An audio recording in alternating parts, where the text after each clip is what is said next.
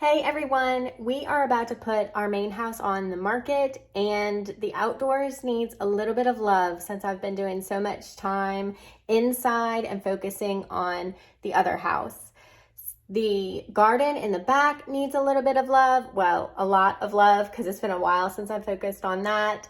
And the front beds need a little bit of love. I'm going to plant some fresh flowers so that it looks really nice for the photographer to come through early next week and for potential buyers to come and view the house. Come along with me while I clean up the beds. Y'all can see what I do on a regular basis. This is pretty standard, normal routine for me. Our very front beds need some love. This is snapdragons from last fall that need to be cut back. One of them unfortunately died. I'm gonna see if they need to either be pulled or just cut back and refertilized. None of these front beds have been fertilized at all this season, and so everything just looks really sad compared to how luscious and beautiful I normally have it. I have ceilings that I started that never got into the ground back there and up there, so I'll pull those out. We need to move all those ceiling trays somewhere else, so unfortunately those will all just not make it this year. Lots of weeds coming up. And then this bed needs a little bit of cutting back. I need to plant some new flowers right here at the front entrance so that it looks nice and pretty. I have some daisies that I actually want to take to the new house with me. They were a present from Andrew, and so I want to keep them.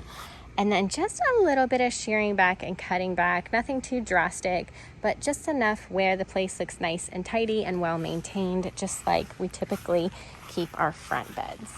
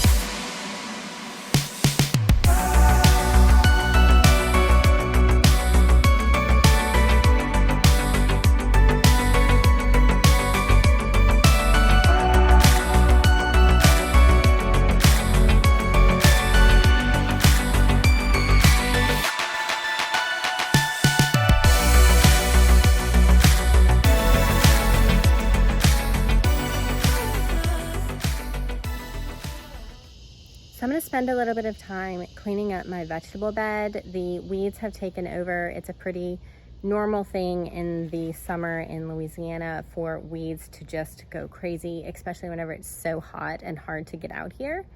I'm going to do a quick walkthrough and just show y'all how bad it is so that hopefully once I get through it and make it all nice and tidy and pretty, it will be obvious how bad it was. Okay, so here are my beds. You can tell that so much of the weeds have taken over, and I have not done a great job this year because I've been so preoccupied with other things of staking up any of the flowers or any of the eggplants. I have pots that are getting overgrown with weeds, and there are just additional shoots and stuff that's coming up on all of my fruit trees that need to be cut back. And we still have tomatoes in the ground, y'all. Oh, and it looks like they're actually producing again. I may actually just cut the tomatoes back and see if they will branch out again. I am looking right here. It actually looks like we have some caterpillar damage, perhaps. So I may look and see if I can find that guy too. Yeah, I mean, really, is all this is just neglect. So we need to get in here, put some hours into this, put some love into it, and bring this guy back to life.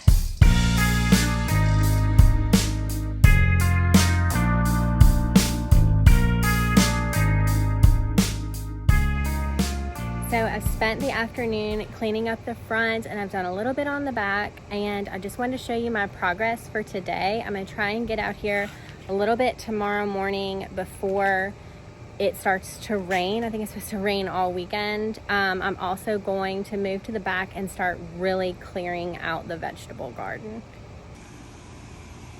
So here's the progress so far on the front bed. I have taken out a bunch of just really old snapdragons that were in that area. It actually looks a little bit better with that void. I normally fill this space up a lot, but having a little bit of mulch being seen actually looks really good. I just noticed that weed right there, so I'll get that handled. And then I also cleaned up this little bush right here. As you notice, I don't really cut bushes with hedgers. I use clippers. I find that it creates a more natural form from the get-go, as opposed to like those square box edges. Really the only time I like that is in boxwoods or like very formal gardens. All right, let's go over to the front. All right, so this is our front beds, nice and tidied up. I planted all of the petunias right there and put down some new mulch. Cleaned up a lot of the bushes, and I cleaned up our pillar hollies. Made them so that they're very similar in size. Cleaned up all of the camellias in front, got rid of all of the weeds that had been growing.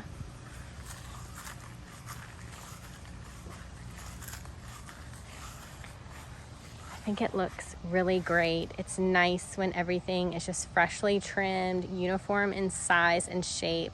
And I have found that over the years, the more you trim, the better shape that your plants have, but also the more vigorously they grow. Plants want to be chopped on for some reason. And so every time that I cut, I just get really happy plants afterwards. A perfect example is going to be whenever you are training pillars. You know, the first couple of years you have, little openings, but as you trim them, they branch out, become more and more full and thick and healthy and happy. I just am a huge advocate for trimming on a regular basis all of your plants. Every time that you trim a main leader, for most plants, now of course not everything applies to all, but for most plants, you get a branch from one leader, you get a branch of two. And so you just create a fuller and fuller and fuller effect every time that you trim. Anyway, that's the way our front is looking, getting it in nice tip-top shape for the pictures and for showings.